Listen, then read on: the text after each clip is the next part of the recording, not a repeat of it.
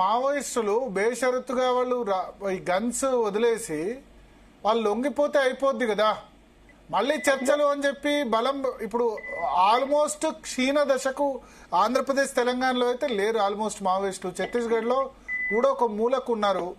ఈ దశకు వచ్చిన తర్వాత చర్చలని చెప్పి మళ్ళీ రిక్రూట్మెంట్ చేసి మళ్ళీ బలం వాళ్ళు పెంచుకునే ప్రయత్నం చేసి మళ్ళీ హింస అవుతుంది కదా. లేదు లేదు లేదు వాళ్ళు శాశ్వత పరిష్కారం కోసమే మేము శాశ్వత శాంతి కోసం కూడా సిద్ధంగా ఉన్నామని వాళ్ళు లెక్కల ద్వారా చెప్తున్నారు కదా. శాశ్వత శాంతి, ఓకే, శాశ్వతంగా ఒక శాంతియుత వాతావరణం రావాలని కోరుతున్నాము అని వాళ్ళు చెప్తున్నారు. అంటే మొత్తం వాళ్ళు తుపాకీ గొట్టాన్ని వదిలేస్తారా? అంటే ఇప్పుడు ఎప్పుడైతే మేము వాళ్ళతో అదే చెప్తున్నాము. చర్చలలో కూర్చున్నప్పుడు ఏదైతే ఉందో అదే అంశాన్ని ప్రధానంగా వీరు ప్రభుత్వం కూడా చర్చించవచ్చు. అదే అంశాన్ని అంటే దీన్ని వినియోగించుకొని మళ్ళీ వాళ్ళు బలపడేందుకు ఇప్పుడు ఎందుకంటే చుట్టుముట్టారు, ఇప్పుడు ఆ పరిస్థితి లేదు. ఇప్పుడు ఆ పరిస్థితి లేదు. ఇప్పుడు వాళ్ళు కూడా చాలా ఒక రకంగా చెప్పాలంటే వాళ్ళు కూడా రియలైజ్ అవుతున్నారు అని మేము భావిస్తున్నాము. ఎందుకంటే టెక్నాలజీ డెవలప్ అయింది, డ్రోన్స్ వచ్చినాయి, రకరకాల టెక్నాలజీ డెవలప్ అయిన ఈ సందర్భంగా మళ్ళీ వాళ్ళు పాత పద్ధతిలో ఉంటారని చెప్పేసి మనం అనుకోవద్దు. మారుతుంది సిచ్యువేషన్. వాళ్ళు తప్పనిసరి మేము ఆశిస్తున్నాము. వాళ్ళ యొక్క ఆలోచనల్ని బట్టి కూడా చూసినప్పుడు మేము తప్పనిసరి ఒక మంచి మార్పు వచ్చే అవకాశం ఉందని భావిస్తున్నాము. ఒక సమస్యకు శాశ్వత పరిష్కారం అవుతుంది. గతంలో ఏంటంటే చర్చల సందర్భంగా లేనిపోని డిమాండ్లను కూడా ముందుకు వచ్చినాయి. ఇప్పుడు మేము అందరికి చెప్తున్నాం, లేనిపోని డిమాండ్లు వాళ్ళు పెట్టద్దు, లేనిపోని కండిషన్స్ వీళ్ళు పెట్టద్దు. అది ఒక రకంగా చెప్పాలంటే మరి వాళ్ళలో కూడా చాలా మంది జనజీవన స్రవంతిలో కలవడానికి సిద్ధంగా ఉన్నట్లు మాకు సమాచారం అట్లా వస్తున్నది.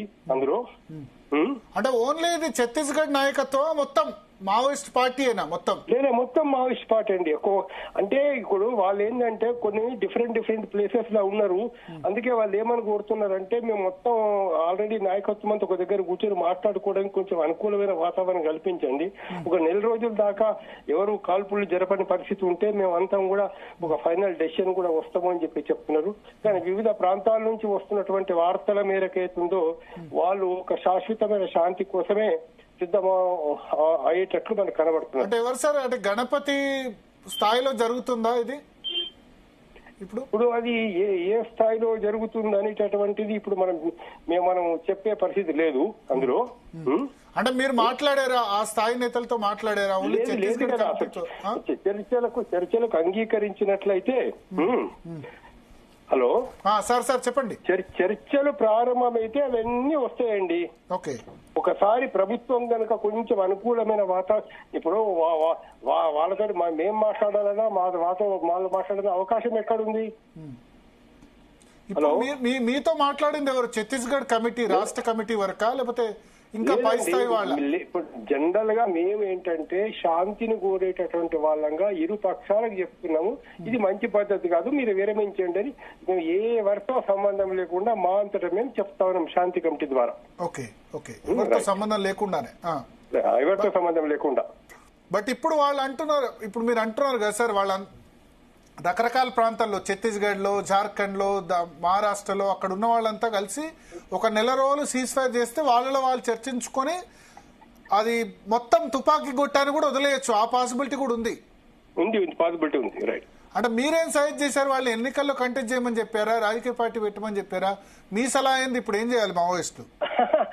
లేదండి, కొంచెం టైం కావాలి. ఇప్పుడు మనం అవన్నీ ఇప్పుడు కాదు, మళ్ళీ ఒక వారం 10 రోజులతో కొంచెం పరిస్థితుల్లో మార్పు వస్తే ఆ సజెషన్. అంటే మేము కోరుకునేది ఏంటంటే తప్పనిసరి అందరూ కూడా అంటే ప్రజలతో పాటు ఉండాలా. ఆదివాసుల సమస్యలు ఉన్నాయి, ఇప్పుడు కార్మికుల సమస్యలు ఉన్నాయి, రైతుల సమస్యలు ఉన్నాయి. వాటి గురించి అందరం కలిసి శాంతియుత పద్ధతిలో ఎట్లా మార్పు తీసుకురావాలని ఆలోచించవచ్చు కదా, డెమోక్రటిక్ వేలో. సో అంటే అందరి సమస్యలు చర్చ ఒకటి. ఇప్పుడు చర్చల వాతావరణం అయితే మిస్యూజ్ అయ్యే పరిస్థితి అయితే లేదు. ఒకవేళ చర్చలకు పిలిస్తే ఖచ్చితంగా కాదండి. చర్చల వాతావరణం అంటే ఇప్పుడు రేపు తెల్లారి గొడవలు జరిగితే ఎవరైనా చనిపోవచ్చు కదా. ఒక కానిస్టేబుల్ చనిపోవచ్చు, ఒక ఎస్ఐ చనిపోవచ్చు, ఒక ఆదివాసీ చనిపోవచ్చు. దానివల్ల ఎవరికి లాభం వస్తుంది? మన దేశానికి మంచిది కాదు కదా.